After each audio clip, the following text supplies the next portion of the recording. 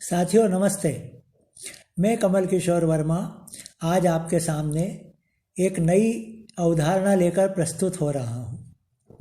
मैं आपको बता रहा हूँ फिल्म समाधि के अमर गीत कांटा लगा के बारे में। इस गीत को आशा भोसले जी ने गाया है। यह गीत बहुत प्रसिद्ध गीत है। लोग इसे आइटम सॉन्ग कहते हैं। आइटम सॉन्ग को हिंदी में क्या कहते हैं यह शायद आपको पता नहीं होगा, तो मैं आपको बता देता हूँ। आइटम सॉन्ग को हिंदी में उचक्का गीत कहते हैं। इस प्रकार यह गाना कांटा लगा आइटम सॉन्ग या उचक्का गीत है, परंतु मेरी नज़र में यह एक गहन दार्शनिक भक्ति गीत है। कलमकार, गीतकार, रचनाकार अपनी ओर से गीत रच देता है, परंतु उसका अर्थ, भावार्थ, निहितार्थ तो पढ़ने सुनने वाला अपनी बुद्धि और मानसिक योग्यता के अनुसार ही समझता है। यह गीत मादक गायकी का अंदाज और अपने संगीत सुर ताल के अद्भुत मिश्रण के कारण संगीत सागर का नायाब रत्न बना हुआ है। मैंने इस गीत का अर्थ अलग ही समझा है। गीत इस प्रकार शुरू होता है। बंगले के पीछे तेरी बेरी के नीचे हाय रे पिया कांटा लगा। सबसे पहला प्रश्न ये है, वो बंगले के पीछे क्यों गई? मिलना ही था तो बंगले में जाती, और बेरी के नीचे जाने से तो कांटा ही लगेगा। जैसी जगह जाओगे वैसा ही फल पाओगे। बोया पेड़ बबूल का तो आम कहाँ से खाए। मधुशाला में शराब ही मिलेगी, दूध थोड़ी मिलेगा। कसाई के घर मांस ही मिलेगा, मावा थोड़ी मिलेगा। बेर के नीचे तो कांटा ही मिलेगा। फिर शिकायत किस बात की? और किसी ने जबरदस्ती वहाँ ले जाकर खड़ा तो नहीं किया। वह तो अपनी मर्जी से गई। और यह कांटा चुभने की शिकायत करने वाली है कौन? यह बंगला क्या है? यह बंगला किसका है? इन सब बातों का अर्थ यदि हम निकालें तो यह तात्पर्य निकलता है कि सच्चिदानंद घन परब्रह्म परमात्मा का धाम ही बंगला है और ईश्वर ही उसका मालिक है। उस बंगले में प्रकाश ही प्रकाश है, परंतु उस बंगले के पीछे माया, मोह, लोभ, पाप, वासना, ईर्ष्या, द्वेष के घने अंधकार हैं। और वहाँ स्वार्थ और पाप के कटीले वृक्ष होते हैं। वे कटीले वृक्ष ही बेरी है।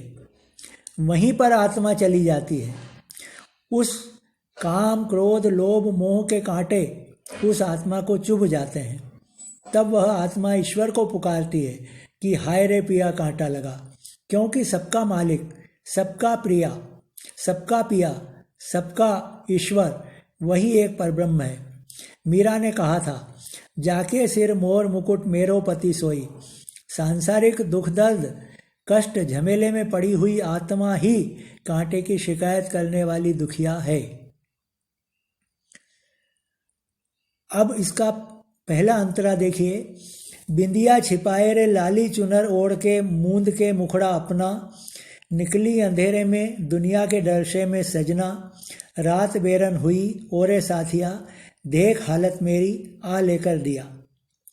जब आत्मा संसार में आई तो बिंदिया छिपा के अर्थात आत्मज्ञान और पवित्रता खोकर, लाली चुनर ओढ़ के अर्थात काम वासना और स्वार्थ के चक्कर में पड़कर, मूंद के मुखड़ा अपना अर्थात अपना विवेक त्याग कर, बिना सोचे समझे दुनिया के डर से अर्थात जीवन के दुखों से घबरा कर सत्य मार्ग से विचलित हो गई और अंधेरे की ओर चल पड़ी। और अंधेरे में ही उस बेरी के नीचे पहुंची। रात बेरन हुई, जिसमें संसार जागता है वह योगी के लिए रात है, और जब संसार सोता है वह योगी के लिए दिन है। और साथिया, पति पत्नी, कुटुंब, कबीला सब एक दिन साथ छोड़ देते हैं। अंत में ईश्वर ही साथी है। वह अपनी हालत ईश्वर को बताती है। वह आत्मा ईश्वर को ही साथी कहती है और ईश्वर से कहती है कि ओरे साथिया, देख हालत मेरी आ लेकर दिया। यह आत्मा की पुकार है। अपनी हालत ईश्वर को बताती है और वह आत्मा पुकारती है कि आ लेकर दिया, मुझे प्रकाश दो, तमसो माँ ज्योतिर्गमय। दूसरा अंतरा इसका देखिए। आई मुसीबत तो अब सोचती हूँ मैं क्यों रह सकी ना तेरे बिन। सच ही तो कहती थी सखियाँ फंसेगी तू एक दिन। भूल तो हो गई जो किया सो किया, तू बचा ले बलम आज मोरा जिया। देखिए, जब नाना प्रकार के कांटे उसे चुभ गए, उम्र बीत चली, शरीर ढलने लगा, तब पश्चाताप हुआ। अब उस पर आई मुसीबत। इस संसार में समस्त प्रकार के दुखों को सहन करना उस पर मुसीबत आई है, और वह आई मुसीबत तो संसारी माया को कोस करके कहती है कि अब सोचती हूँ मैं क्यों रह सकी ना तेरे बिन, मैं माया में मोह में क्यों फंसी। और सच ही तो कहती थी सखियाँ फंसेगी तू एक दिन। ये सखियाँ कौन हैं? ये ज्ञानेंद्रियाँ हैं, जो समय समय पर आत्मा को सचेत करती रहती थी कि भोग विलास में मत पड़, एक दिन पछताएगी, पर वो नहीं मानती थी।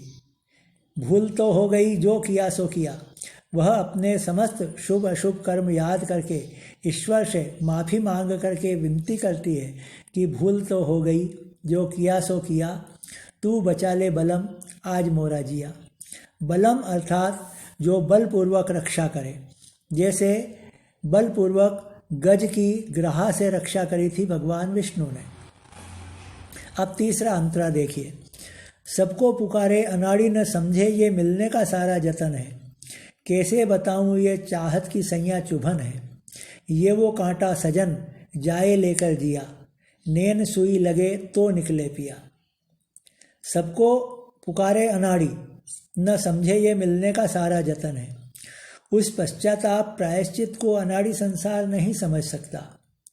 वह संसार ईश्वर भक्ति में लीन मनुष्य को पागल और ढोंगी कहता है, और नाना प्रकार के विषय भोग सुख के तामझाम सजाकर बुलाकर उनको उपलब्ध करवाकर उस आत्मा को बहकाने की कोशिश करता है, और वह आत्मा ईश्वर की तरफ जाने का प्रयास करती है।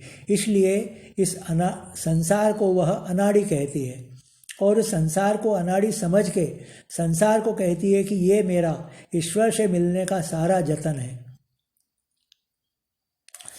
और उसे जो ईश्वर की प्राप्ति में जो सारे विघ्न कष्ट और विघ्न दुख होते हैं, ये उनको कह कर के वह बताती है कि ये सैया से मिलने की चुभन है। उसको ईश्वर से मिलने की जो तीव्र लालसा, उत्कंठा, व्यग्रता है, वही चाहत की सैया चुभन है। और ये वो कांटा सजन जाए लेकर जिया।